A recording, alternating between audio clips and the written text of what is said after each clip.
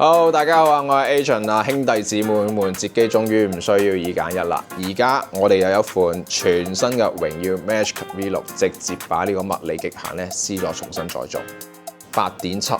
米嘅一個摺疊厚度，再加埋一個7150毫安嘅超大電池，可以限制佢駁到嘅。而家我能自有充電口啦，唔知你信唔信呢一台可以塞落7150毫安電池嗰個摺機咧，佢摺疊態只有8.75毫米，比好多直板機仲要薄。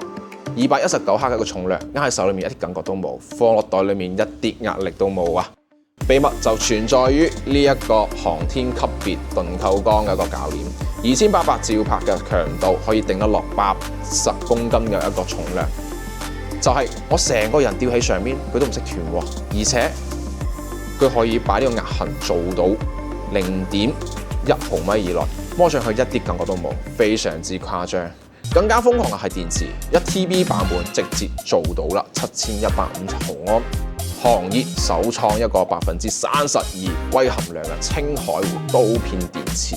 能量密度咧比車規級嘅電池仲要高。你可以諗一下，喺咁薄嘅機身裏面塞落7150毫安嘅電池，真係非常之誇張。再配合埋我哋呢一個80瓦嘅一個有線快充，15分鐘回血50%，徹底同呢個充電寶講拜拜啦！屏幕更加係堆料喎，裏外雙屏更加係一個抗反射至尊黑鑽玻璃，就係佢唔單止襟刮，佢仲襟跌添。佢嘅屏幕一個抗反射都非常之優秀，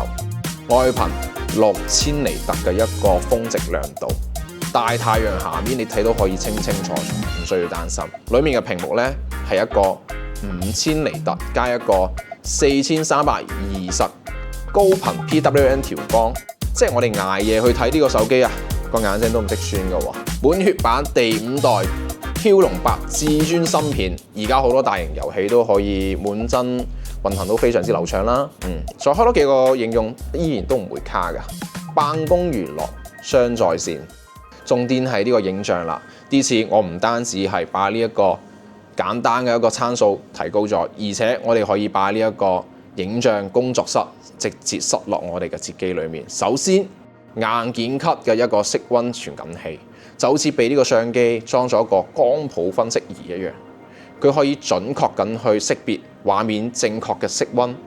暗光下拍人像唔黑面，反光時膚色唔慘白。哪怕係閘巴裏面啲燈光溝埋一齊，都可以精準咁還原真實嘅呢個色彩，告別每次影出嚟嘅相片顏色得不對嘅呢個煩惱啦嚇。更加狼嘅係咩呢？激光雷達對焦系統，測距速度比傳統對焦快咗非常之多倍喎。黑暗環境之下都可以快速咁鎖定呢個主題，追拍跑跳的孩子、飛馳的車流都不在話下。配合佢呢一套攝像模組，從微距到遠景，每一粒攝像頭都記錄住不同的細節，再加埋手機自拍呢一個 AI 色彩編輯功能，我相信佢會俾你帶嚟不一樣的驚喜。隨手一影，超級有質感。從8.75毫米輕薄一個機身，到一個7150毫安一個續航，從黑鑽 Mon 到激光雷達，榮耀 Magic V6 可以令我呢個摺疊不再妥協。不論係記錄生活、瞬間或者係高效辦公啦，佢都可以勝任，成為你可靠的夥伴。大家如果對 Magic V6 仲有咩疑問嘅話咧，可以打喺評論區。同時感激大家的點讚和觀看，我哋下期再見。